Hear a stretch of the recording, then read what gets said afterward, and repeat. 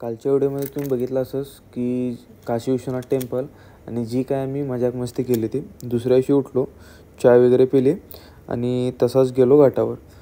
काल आमच्या गरुडाचा मूड जरा लाईनीत राहून खराब झाला, त्यामुळे त्याला म्हटलं की चल म्हटलं आज तुला मी घाट फिरवतो.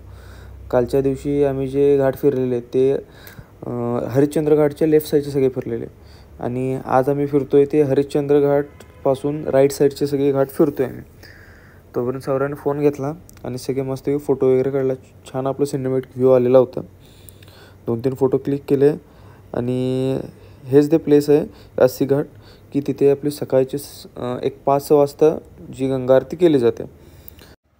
आम्हाला यायला वेळ झाला त्यामुळे काय आम्हाला ते अटेंड करता आले नाही.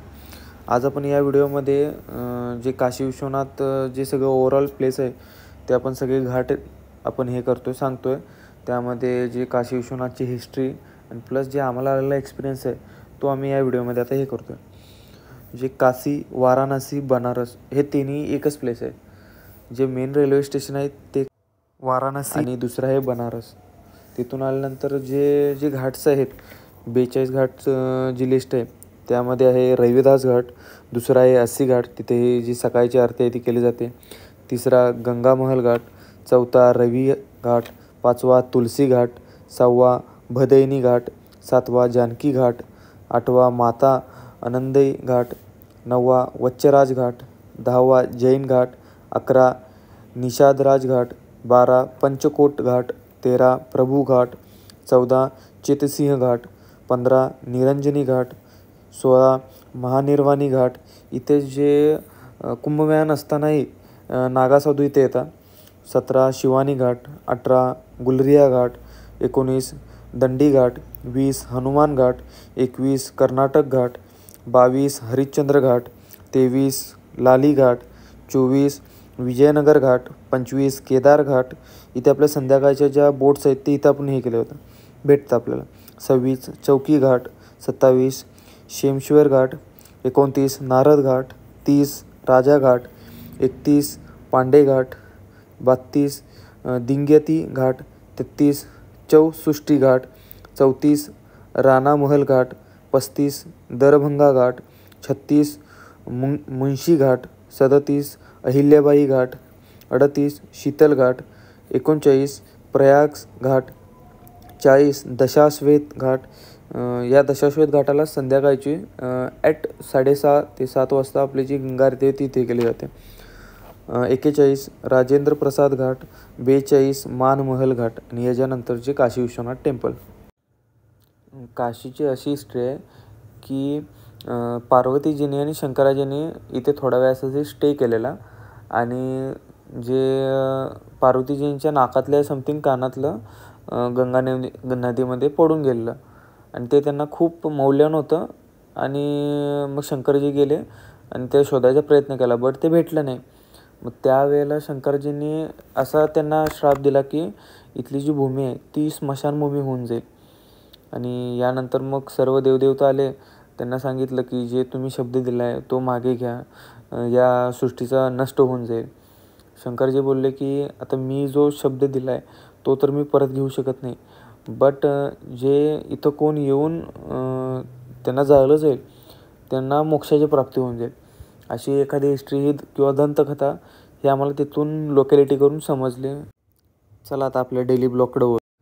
गरुडा आला घाटावर तर म्हणायला लागला की चला वातावरण क्लास झालं आहे तर माझं कडकमध्ये फोटो काढून दे. त्याचे फोटो वगैरे घेतले. सौराला म्हटलं तुझं 2-3 काढल्यात, माझं पण 1-2 घे चल म्हटलं. इथनं 2-3 घेतले फोटो. तिथून निघालो आणि आमचा जो चेकआउट टाईम होता तो 12 होता. श्रीजला आणि सौराला कॉल केला की म्हटलं ती रूमवरच होती. त्यांना म्हटलं या लवकर म्हटलं बॅगा घेऊन ते. तसंच गेलो साडीच्या दुकानात. सौराला घ्यायची होती मम्मीसाठी साडी वगैरे बघितली, चॉईस केली, बार्गेनिंग केली आणि घेऊन आलो.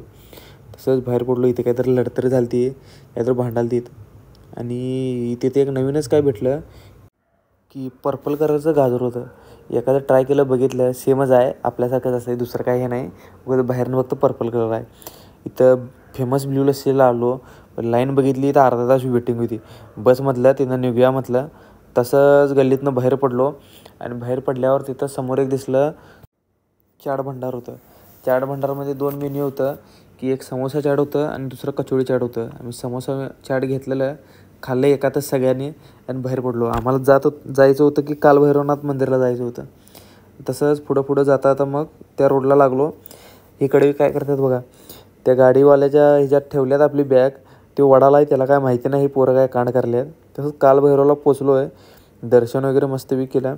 इथं पण असं जरा आहे की जी शॉपवाले आहेत ती जराशी प्रसादी घ्या किंवा फुलं घ्या, तुम्हाला सोप्या रस्त्यानं पाठवतो, इथं गर्दी 2 तास लागेल 3 तास लागेल असं सांगतात. काही नाही, मेन डोरनं गेलो, लगेच दर्शन झालं, लगेच बाहेर पडलो. तसंच गल्लीतनं फिरत बाहेर आलो. तो डायरेक्ट आम्हाला पाणी घ्यायचं होतं, गंगेचं पाणी घ्यायचं होतं.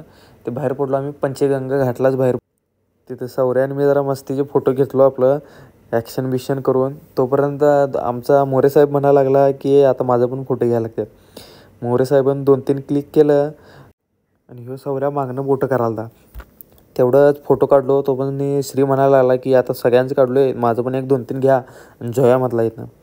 तसंच घाटावरनं तर निघालो. मग जर माझा एक्सपिरियन्स बनारसबद्दल जर सांगायचं झाला तर आम्ही पण असं बघून चालतो व्हिडिओ वगैरे की क्लास गलिया, स्ट्रीट फूड, क्लास वातावरण. बट आमचा एक्सपिरियन्स म्हणायचं तर पूर्ण अपोजिट होता. वातावरण ते कडक क्लास आहे, बट जे गली आहे ते लई घाण आहेत, न सांगण्याला एक एवढ्या घाण आहेत. आणि स्ट्रीट फूड पण ओके आहे, खाऊ शकतो आपण. बट एवढं जे हायजीन वगैरे काही नाही. भूक लागलेली, खाऊन घेतलं. आणि इथे जेवणाचे म्हणजे लई हाल होत्यात. आता आम्ही म्हटलं तर जे मी नाशिकमध्ये जर फक्त डाळ राईस घेतला तर एक 150-200 बिल होतं. इथं मी घेतलेला एक 300-350 बिल झालं होतं. आणि बट टेस्ट काय नाही, म्हणजे पैसा घालून तुम्हाला जेवण बरोबर नाही, जेवणाचं जरा लई हाल होत्यात. मग तसंच बघता गलियातून आम्ही निघालो, बाहेर पडलो, रिक्षा वगैरे केली. आमचं पुढचं डेस्टिनेशन होतं अयोध्या. रिक्षा वगैरे केली. ट्रॅफिक तर लई घाण लागतं आहे, ह्यामुळे तुम्हाला सांगितलं की पायीच जावा, रिक्षाच्या नादी लागत बसू नका असा. आणि तशीच श्रीसोबत मस्ती करत पोचलो बस स्टेशनवर. हे आमचं 2 दिवसाचं पायी चाललेलं रेडिंग होतं. एकात आहे 14 किलोमीटर आणि दुसऱ्यात आहे 13 किलोमीटर. एवढा आम्ही पायी चाललो. बस स्टेशनवर आलो, बस लागलेलीच, लगेच झपूक चढलो, बस निघाली. भाऊ काय ऐकत नव्हता, इकडून तिकडे फक्त घुमवायचा. काशीतनं अयोध्यात लगभग 4 तास लागतात जायला. आणि ड्रायव्हर आम्हाला असं कुठं घातलेला, जंगलातच घातलेला, सेम तिकडं कोकणची फील आली. आणि तोपर्यंत आम्ही पोचलो बस स्टेशनला. रिक्षा केली आणि त्यानं आम्हाला बरोबर सोडला अयोध्याच्या मंदिरासमोर. सवारी तिथनं 30-30 रुपये आहे, तरी पण आम्ही 100 रुपये देऊन तिथनं आलेलो. आता सगळं फोटो सौराचा आहेत बघा आता.